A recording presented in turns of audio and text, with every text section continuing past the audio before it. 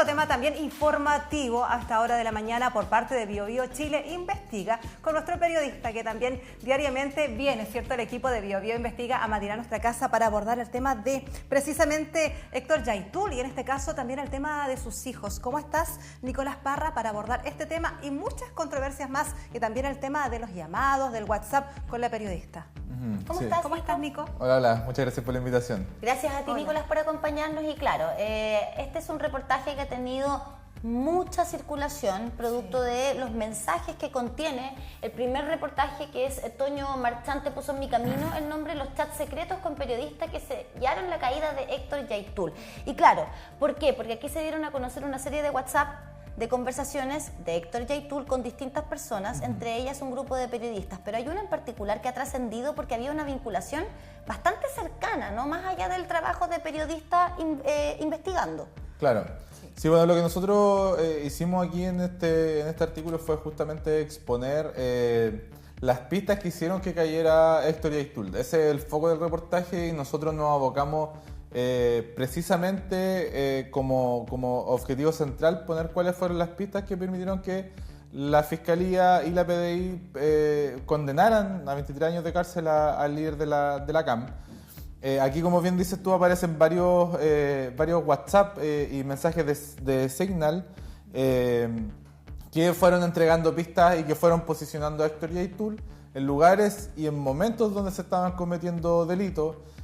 Varios de ellos tienen que ver con hurto de madera, valorado en cerca de 400 y tantos millones de pesos, y otros delitos contemplados en la Ley de Seguridad Interior del Estado, que no deja de ser menor. La Ley de Seguridad Interior del Estado es importante, ¿cierto?, para mantener el resguardo de, en este caso, las actividades propias que se desarrollan en la región de la Araucanía y en la provincia de Arauco. Ahora, estos WhatsApp, estas conversaciones fueron tomadas por la Fiscalía para lograr la condena. Exactamente. De Héctor Yaitul. Estos son los mensajes que permitieron la condena de Héctor Yaitul.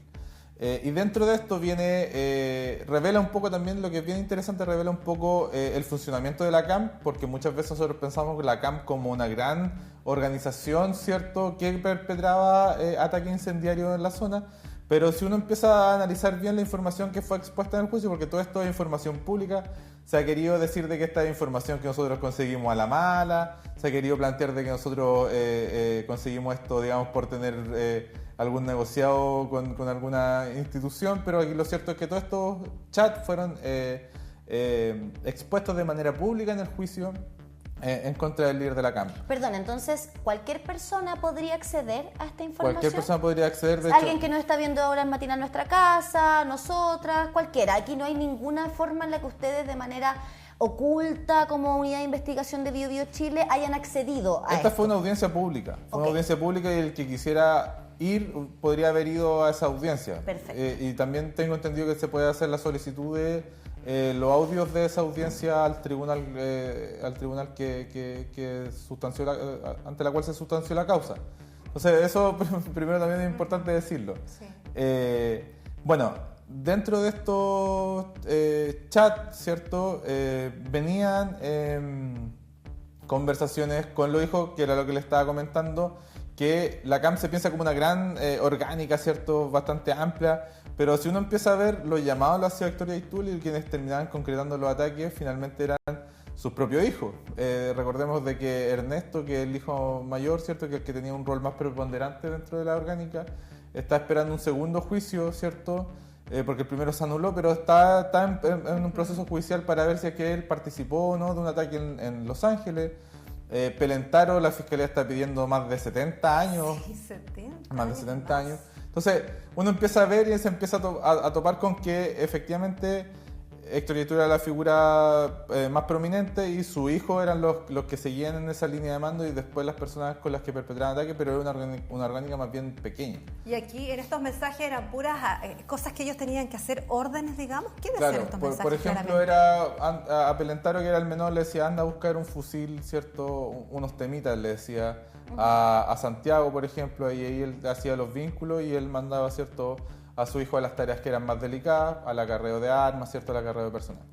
Dentro de todo ese contexto que nosotros expusimos en el reportaje, aparecen mensajes, ¿cierto?, con una periodista en particular, que es Josefa Barraza, que es la directora del Ciudadano, y nosotros lo expusimos esos mensajes, primero porque el foco del reportaje, como yo les mencionaba, era Héctor Yaitul.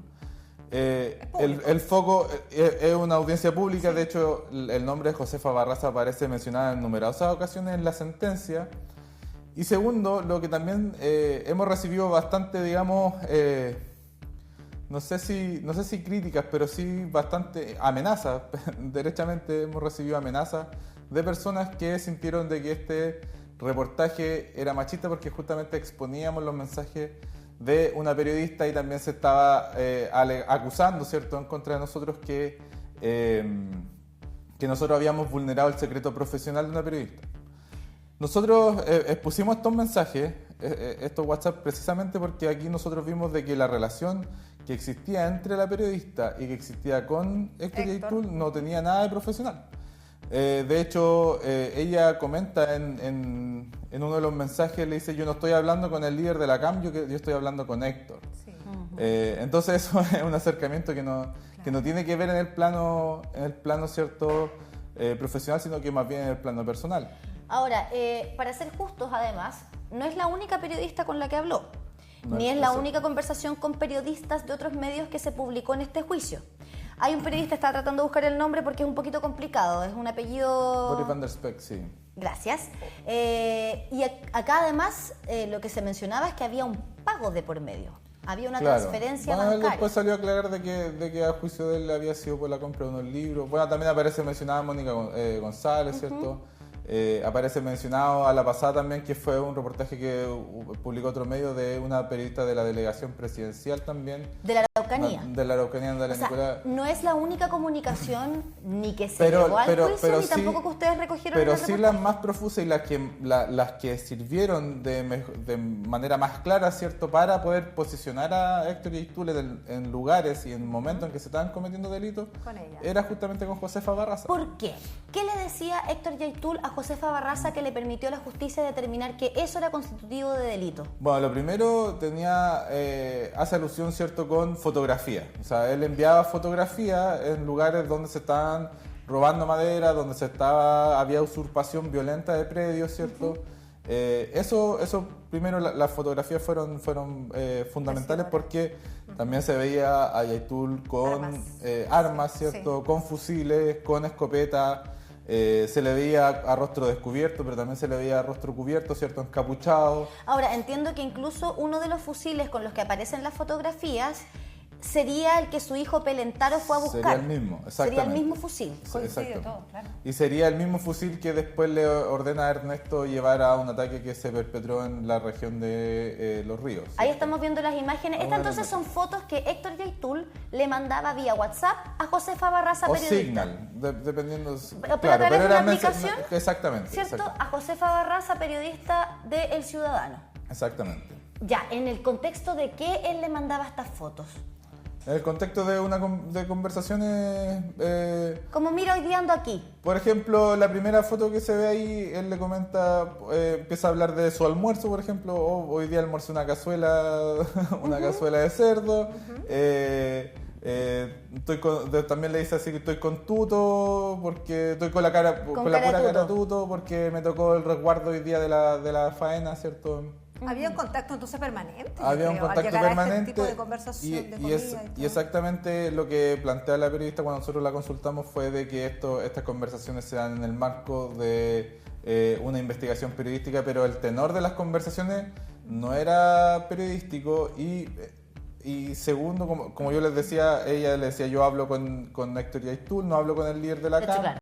Y también nosotros dejamos varios mensajes fuera que si nosotros hubiésemos tenido una intención como de volcar la atención sobre la periodista, nosotros podíamos haber incluido, pero nosotros los dejamos fuera, aquellos mensajes que eran de una relación más bien personal o de índole personal y que no aportaban a la investigación en contra de Héctor Yaitul, porque finalmente, yo repito, el foco del artículo era justamente cuáles eran las pistas que permitieron condenar a Héctor Yaitul, pero también hay conversaciones, por ejemplo, de un encuentro, ¿cierto?, que ellos iban a tener en Santiago, que ellos se iban a quedar juntos, por ejemplo.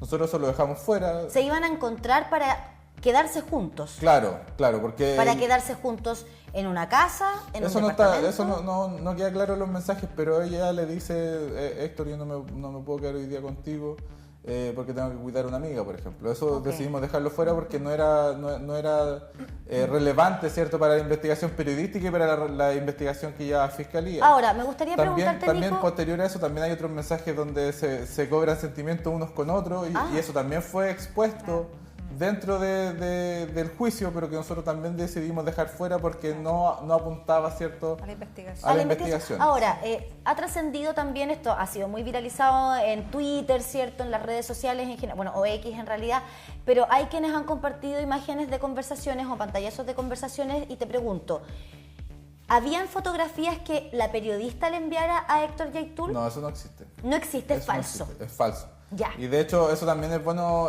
explicitarlo porque el diputado Bobadilla subió una foto Diputado Sergio Bobadilla, diputado por la región del Biobío. Exactamente, que él compartió una foto que era falsa y que eso también, digamos, nosotros nos genera un problema porque se nos atribuye a nosotros que nosotros estamos difundiendo eso y eso nosotros nunca lo expusimos porque es totalmente falso. Y también nos ocurrió que una vez el diputado Bobadilla empezó a compartir información falsa respecto de la convención constituyente cuando nosotros sacamos el carrete constituyente en la región del Biobío.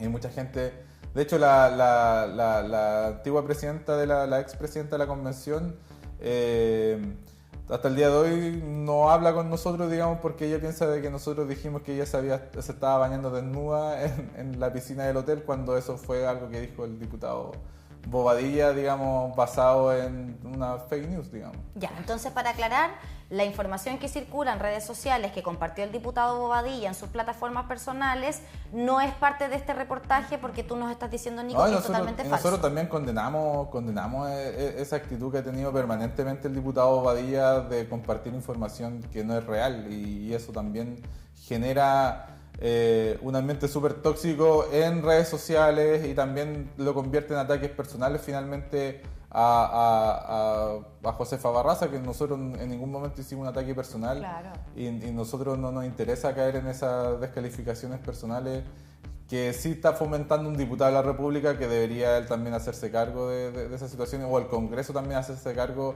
de sancionarlo quizás en el Comité de Ética. Y confunde también a la gente o hasta puede entorpecer el tipo de investigación, este tipo de información falsa. Exactamente. Sí, Ahora, es bastante grave, bastante grave. Nicolás, me gustaría preguntarte también por la contraparte, la reacción, porque acá, bueno, uno de los mensajes que a mí en lo particular me pareció o me llamó bastante la atención es cuando esta periodista, Josefa Barraza, le dice: yo voy a aportar en lo que pueda a la causa, desde mi profesión. Claro. Y ahí ese sería otro mensaje que, al menos para mí, traspasa lo periodístico. Porque en el fondo lo que está diciendo es que ella va a apoyar, más allá de la investigación, ¿no? Claro. Ella está tomando partido. Ella está sumándose en su rol como directora de un medio de comunicación a la causa mapuche, nos imaginamos, o a la causa que lleva la CAM. Exactamente. Y ahí sí se complica. Claro, porque en el fondo aquí lo que la defensa que se hace, cierto, de Josefa Barraza es que esto es un ataque, cierto, machista que tiene que ver en razón de su género, pero eso no es el foco del reportaje y de hecho no se deja de manifiesto un ataque en esa línea. Y lo que pasa con eso, cierto, es que se deja fuera la reflexión de fondo. La reflexión de fondo es dónde parte el secreto profesional y dónde termina el secreto profesional. Y nosotros incluimos estas conversaciones porque no las consideramos que cumplía con los parámetros para el secreto profesional, por lo mismo que mencionas tú, lo que yo mencionaba anteriormente con respecto de yo le hablo a Héctor y no al líder de la CAM, claro, ¿cierto? Y porque las conversaciones tienen una índole personal más que profesional. O sea, aquí no era Josefa Barraza pidiendo la información respecto del funcionamiento de la CAM, que sí hay conversaciones de esa índole que nosotros también dejamos fuera, donde cuando se intercambian, por ejemplo, comunicados, nosotros dejamos fuera eso, pero nosotros incluimos solamente aquellas comunicaciones de índole personal que posicionaron a Héctor Yaitul en la comisión de delito, y ese es el foco del artículo, y se está dejando fuera esa reflexión periodística, si se quiere, de dónde comienza el secreto profesional, dónde termina el secreto profesional. Y aquí recordemos también de que Héctor Yaitul le confidencia delitos. Y delitos que están contemplados en la Ley de Seguridad Interior del Estado. Es decir, Héctor Yaitul le dice, nosotros ingresamos, por ejemplo, a mi hijo, a Pelentaro, lo ingresamos con un nombre falso en un hospital de Santiago porque está herido, digamos, de una pierna en un enfrentamiento aparentemente con carabineros. Le dice, estamos aquí en una usurpación, ¿cierto?, de terrenos forestales, ¿cierto?, donde se estaba cometiendo hurto de madera. Es decir, Nico, son delitos graves. Una periodista, directora de un medio de comunicación, a la cual un entrevistado le confiesa esto en una conversación vía internet, vía WhatsApp o vía otra aplicación. ¿Está dentro de su profesión o de su calidad de secreto profesional, si se quiere, ocultar esta información?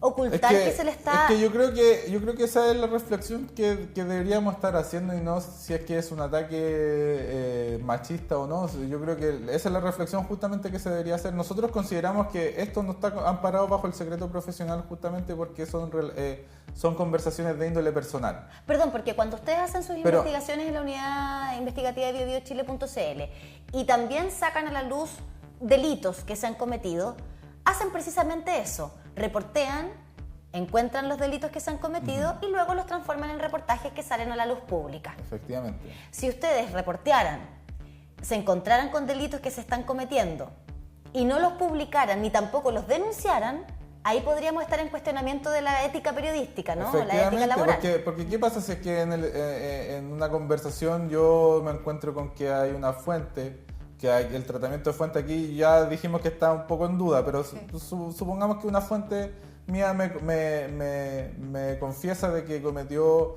un abuso sexual, por ejemplo, o una violación. ¿Cuál es la línea? ¿Cuál es la línea de yo no denuncio esto? Yo creo que esa es la discusión de fondo que se debería estar dando y que deberíamos nosotros como periodistas estar dando y el colegio de periodistas estar dando, porque resulta que aquí entre medio a nosotros nos llamó el colegio de periodistas para interceder en favor de Josefa Barraza, porque Josefa Barraza iba a estar alejada de redes sociales, pero resulta que después la periodista aparece mencionándome a mí dentro de sus publicaciones de Instagram, ¿cierto?, o de Twitter. Entonces me llama bastante la atención de que el colegio de periodistas interceda, ¿cierto?, solamente en favor de una colega, y nosotros cuando recibimos amenazas nunca hemos recibido ni siquiera el apoyo o un llamado a decir nosotros estamos monitoreando lo que está pasando con ustedes. ¿Te han amenazado, sí, Nico, después de este reportaje? En esto, claro, sí. ¿En este momento te amenazaron? O sea, mi Twitter está lleno de amenazas también. Pues, y por este caso, digamos, en particular. Por este caso en particular, sí. En el fondo, para defender a la periodista. Exactamente. ¿Qué es lo que te han dicho? Donde vea te reventamos, situaciones como esa. ¿A ti de manera personal? O sea, en mi Twitter personal, claro. Ya. Sí. ¿Y tú qué vas a hacer ahí al respecto? ¿Qué puedes hacer? Bueno, no sé, o sea, estamos viendo qué vamos a hacer en ese sentido, pero el foco no es ese tampoco. Si el foco del reportaje también era precisamente exponer a Héctor Yaitul, y se terminó transformando en una pelea entre de un periodista a otro, porque nosotros ni siquiera hemos respondido, no hemos hecho nada, porque nuestro trabajo finalmente es el que habla por sí solo. Sí, claro, ahora es muy compleja la situación, porque claro, ustedes, y lo hemos comentado también con tus otros colegas que nos vienen a ver muchas veces con la información que sacan a la luz, seguramente pisan más de un callo.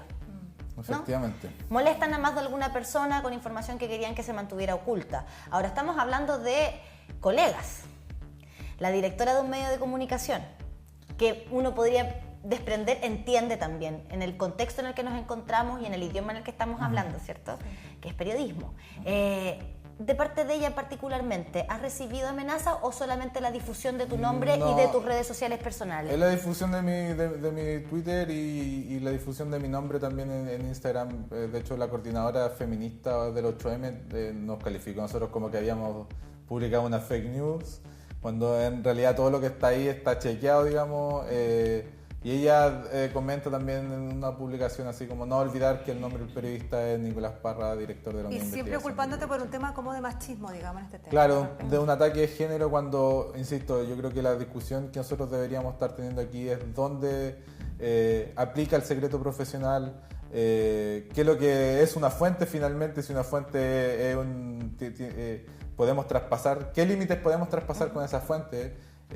Y si estamos obligados o no a ocultar delitos que se están cometiendo en pos de esas fuentes, de conservar las fuentes. Sí, claro. de conseguir una entrevista, que eso era finalmente lo que ocurría en este caso. Ahora, volviendo un poquito al reportaje, ¿cierto? Que tú dices, el foco estaba puesto en mostrar aquellas comunicaciones de Héctor Yaitul que terminan haciéndolo caer y terminar condenado a más de 20 años de cárcel. Pero también está el caso de su hijo, el pelo choclo, como le llama, Pelentaro Yaitul, ¿verdad? Que hoy día está arriesgando 70 años de cárcel, por lo menos porque fue descubierto cometiendo delitos en flagrancia. Y aquí volvemos a lo que tú mencionabas al principio. La coordinadora Arauco Malleco, a diferencia de lo que se podría creer, es una coordinadora muy pequeña, muy reducida, que se centra básicamente en la familia Yaitul. Bueno, lo que nosotros nos comentaban, digamos, varias fuentes es que está la cabeza, ¿cierto?, que era Héctor Yaitul, y luego tenía a su hijo, principalmente Ernesto, ¿cierto?, y luego Pelentaro, que Pelentaro no tiene ese ascendente de líder dentro de la CAM, porque primero tiene 20 años cuando cayó detenido, tenía 19, 20 años cuando cayó detenido, es muy joven, y luego lo que nos comentaban varias fuentes que han conocido de cerca esto, ellos dos, ¿cierto?, eran las figuras centrales de las ORT, ¿cierto?, que son estas organizaciones territoriales, ¿cierto?, resistencia territorial, que son los que permanentemente se adjudican los ataques incendiarios, ¿cierto?, y alrededor de ellos hay un montón de personas que no pertenecen necesariamente a la CAM, pero que son lugareños, ¿cierto?, que son personas que viven en los sectores donde se ocurren los ataques y que prestan un cierto apoyo o cobertura en favor de ellos, pero el círculo siempre está reducido o a amigos de Héctor Yaitul que son muy, muy cercanos, o a sus hijos, y sobre ellos existe una base de apoyo de algunas comunidades o de lugareños, como les mencionaba, que claro, que sirven, digamos, de cobertura para estos ataques. Y claro, lo que ocurre con Pelentaro igual yo lo encuentro que es bastante dramático, porque es un joven que tiene 19 años y que está arriesgando pasar su vida entera. Ahora esto también va a depender las modificaciones legales que pueda hacer, digamos, el tribunal, de decir, porque esto es lo que está viendo la fiscalía finalmente, pero lo que vaya a estimar el tribunal primero es si es culpable o no, y después si es que las penas que se están pidiendo se ajustan, digamos, a la legislación y a la pena que finalmente se va a terminar dando. Y esto lo vamos a saber ahora en junio, muy pronto. Claro, ahí ahora esto da paso a la preparación de juicio oral, que va a ver qué pruebas se incorporan dentro del juicio, qué pruebas se quedan fuera, y eso después da inicio al juicio propiamente tal, ¿cierto? Donde ahí va a ver, porque también existe la posibilidad de que sea inocente o que la prueba finalmente no sea suficiente para condenarlo. Ahí hay que ver bien qué es lo que pasa, porque hasta el momento está solamente en calidad, ¿cierto?, de acusado, de imputado y no de condenado. Claro. Eso también es importante, pero lo que sí llama la atención es que Héctor, por ejemplo, y Ernesto cayeron detenidos después de investigaciones largas, ¿cierto?, donde costaba más o menos armar un poco el mapa de su participación. Pero en el caso de Pelentaro, él cae en flagrancia, que en buen chileno es como con las manos en la masa, ¿cierto? Y es bastante curioso porque por lo general se comete un solo ataque incendiario. Es un ataque incendiario y desaparecen. Y en este caso es bastante raro porque comete un ataque y da la impresión como de que se ceban un poquito como en buen chileno y van cometiendo un tour, ¿cierto?, de ataque incendiario, que empiezan a quemar, ¿cierto?, y a robar maquinaria según la investigación. Y eso habla un poco también, nos decían algunas fuentes, como de la inexperiencia y un poco de la desesperación, porque esto ocurre 3 meses después de la caída de Héctor y Ernesto, que cayeron con 1 semana de diferencia o 2 semanas de diferencia, y aquí inicia, ¿cierto?, esta como desesperación, si se quiere, dentro de la CAM por no tener la figura, ¿cierto?, prominente, líder, digamos, y el líder. Y también un poco la inexperiencia de quizás no tener, digamos, alguien soplando, hoy viene carabinero, claro, qué sé yo, y los pillaron finalmente en los alrededores escondidos en una fosa. Bueno, vamos a estar atentos a lo que ocurra con los próximos juicios, particularmente el de Pelentaro, que arriesga 70 años de cárcel, pero ¿qué es lo que puede llegar a pasar en particular con el primer reportaje del que hablábamos, las comunicaciones de Héctor Yaitul con estas personas? Estas personas no han sido citadas a declarar, la Fiscalía no los ha requerido tampoco, ¿no? No, y todo apunta a que no fueron constitutivos de delitos. Y como les decía, el foco siempre estuvo en Héctor Yaitul y no estuvo en estas otras personas, digamos, que lo único que hicieron fue servir, digamos, para pavimentar la sentencia de Héctor Yaitul finalmente se terminó llevando la atención a otra situación que no corresponde, creo yo, y la reflexión de fondo tiene que ser otra y no esto, digamos. Agradecemos esta conversación, Nico, porque nos permite justamente transparentar todo esto y tener estas reflexiones contigo y con la unidad de investigación de biobiochile.cl. Gracias. No, gracias a ustedes. Muchas gracias. Siempre atentos ahí a biobiochile.cl también.